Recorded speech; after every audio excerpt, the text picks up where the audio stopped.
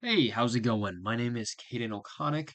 For those of you who don't know me, I'm a sophomore in computer science. I worked at the Bullpen for about 3 semesters, a little bit as a bullpen lead before I got myself an internship earlier this semester. Uh, so I wrote a program that solves a problem that the bullpen has. I often notice that Trevor, Teresa, and the other bullpen leads spent a lot of time, at least last semester, um, looking through old draw reports, counting up and making sure all the math added up, because we're off by maybe $30, and that $30 was just a combination of us being off by a few dollars, all because we had some math errors and sloppy handwriting and just people not understanding how to do the forms correctly. So I wrote a program. I submitted it as my computer science application. I'm hoping this is something that you guys are interested. It's just gonna be like one of these programs you have on your side where you just double click it, it pops open. I'll go through this quick. Right now, it opens up to our welcome login screen. Uh, Username is going to be bullpen, password, stomper1, like the rest of our monitors. Those can be changed easily. I just have them set to those right now. Um, you're going to see on this taskbar that every single screen is going to have the username plus the date. Like I said, in the settings, I'll come back and show you later how you can change that. We're gonna have three different options we can choose from right away: opening countdown, drawer, closing countdown, and then finalize. If we try to finalize first, it's gonna say let's go ahead and let's do the opening and closing shift. So let's do the opening countdown first. So let's say I'm coming in to open the bullpen up for the day. If you notice that this is basically the exact same layout that we have on our regular paper form, just a little expanded and spaced out for just visual effect. On the actual form, you'll see that it's pretty close, almost 95% to the original, but I'll show you that later. Let's go ahead and open up this calc tool. So in here, we can enter in a bunch of different values of the quantities of what types of currency we have in the till currently. So I'm going to go ahead and enter in some stuff. I'll be right back. Alrighty, so I entered in some values real quick. This kind of looks like what we usually have for an average opening till. Let's go ahead and hit save and submit. Perfect. So as you notice that corner notes that our daily balance is 250, till total is 250, meaning that our difference is zero, which is our till balance. Awesome. So I'm going to go ahead and sign because I opened this morning, and let's hit submit. Now let's pretend that it's nighttime, it's 10:30 and we're closing up shop. It's time to count the till to get our deposit. So let's go ahead back in here. I'll enter some values real quick. Alrighty, so we got some values entered in. So let's go ahead, save and submit again. Looks like our deposit is going to be $62, which is correct. Um, so let's say that Aaron was closing tonight and then also Lathan. Submit. Perfect. So now we can finally open up this. First thing you're going to want to notice is that right over here we have the suggested cash to pull. This is a really great feature that I added in. It's going to tell you how much money that the computer thinks that you should pull.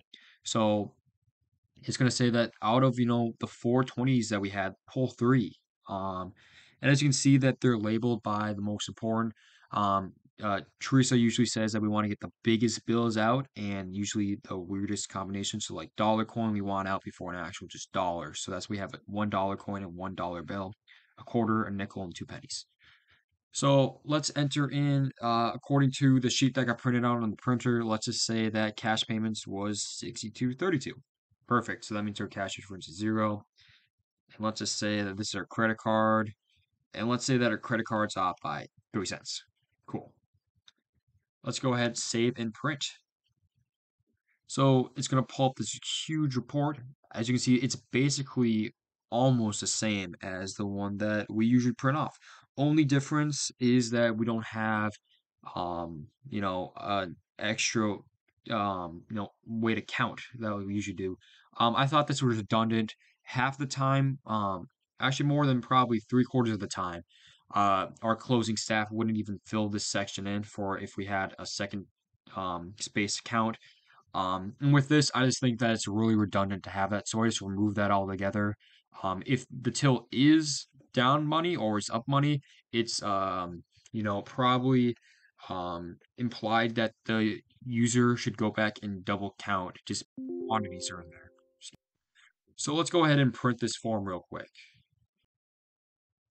All right, perfect. And I'll go ahead and just quickly expand this real quick. And as you can see, this is the basically the draw report we can print out with everything that's needed, um, the cash and everything.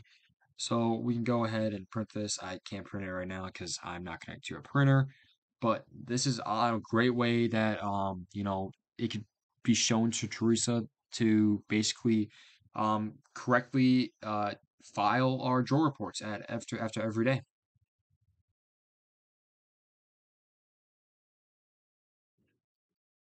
All right, user restrictions.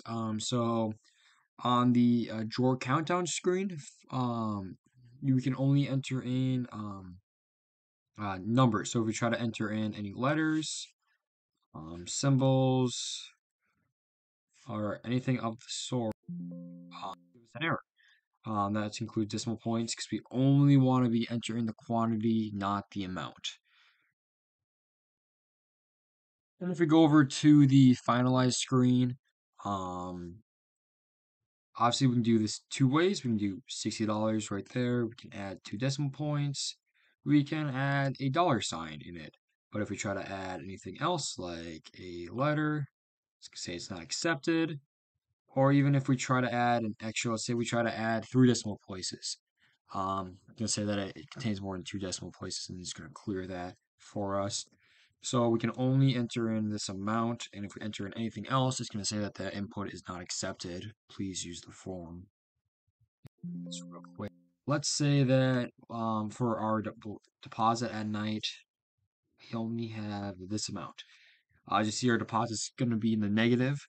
If we try to hit submit, first thing it's going to say is for one, we can't continue unless we have cashier signature. So let's enter some stuff in. Perfect. And then if we try to again see if the try to submit with a negative deposit, it's going to say your deposit cannot be negative. If this is the case, we should probably contact a supervisor such as Trevor because that means that our till has lost money today, which that cannot be happening. So we need to contact somebody and sort that out before submitting a report, which usually would involve putting that till on hold in the safe until somebody can count it and figure it out.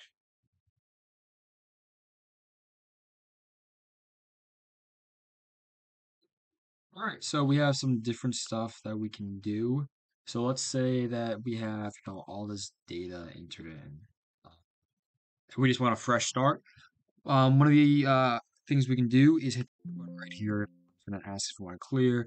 We said yes, if we want to clear the data. Brand new sheet we can enter in quantities and stuff into as well. If we want to get some help, every single screen has a different type of help button we can click on. It's going to tell us what the user needs to do, as well as give an example. And for this example, we even show like what not to do.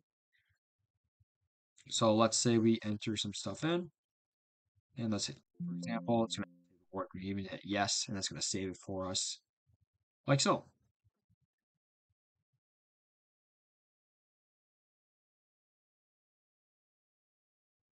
All right, so let's pretend that we come in here and we enter some stuff in. Um, and for example, we're actually up by a dollar. That is correct. We're up by a dollar on the morning report. So our till is long. So let's go ahead and it's going to ask our morning till is long. Are you sure it's correct? No, we are sure that our till is up by a dollar. Let's go ahead and go into here, our closing report. Um, let's go ahead and let's add um, some values into it, submit. If you notice, our deposit's actually gonna be up by a dollar. You see, uh, 300 minus 250 is gonna be 50. So 50 plus one is our $1 that we're missing. And this is because, we're up that dollar, so we want to actually put that in our own deposit. So it's automatically just doing the math. And Go and submit again. That's going to show the same for this. So our cash payment should be 50. We have 50 exact. That means our cash difference is zero. We have 51. That means we're actually down $1 because we should have exactly 50 according to the extra money we have in our till from the beginning.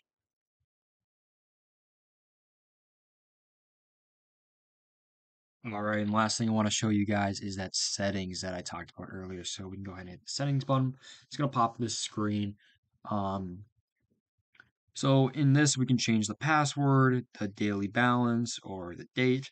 Um, but I have a authorization password set up. That's just to make it sure that no employee can change the password. Only people like Trevor, for example, can change it. So I think I just have the stopper password right now. It's set to stopper one. That could be changed if you guys want.